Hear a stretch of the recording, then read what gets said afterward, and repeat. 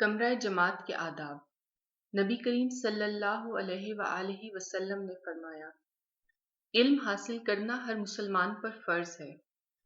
کمرہ جماعت ایک مقدس جگہ ہے جہاں آپ سیکھتے ہیں۔ اساتذہ کو آپ کے تعاون کی ضرورت ہوتی ہے۔ دوسرے طلبہ بھی آپ سے فائدہ اٹھاتے ہیں۔ اس مقصد کے حصول کے لیے کمرہ جماعت کے ان آداب کا خیال رکھیں۔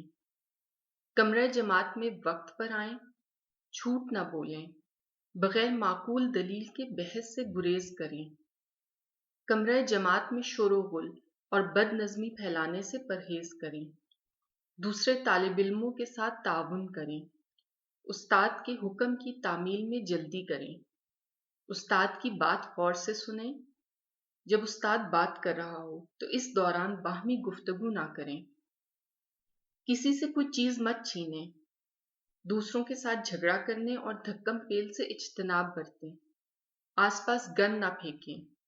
ہمیشہ کمرہ جماعت میں کتابیں اور مطلوبہ مواد ساتھ لے کر آئیں۔ مسکراتے رہیں۔ دعا ہے کامیابی آپ کا مقدر ہو۔ آمین۔ اگر آپ کو ویڈیو پسند آئی تو لائک اور شیئر کریں۔ اگر آپ نے ابھی تک چینل سبسکرائب نہیں کیا تو کر لیجیے۔ دعاؤں کے ساتھ اجازت۔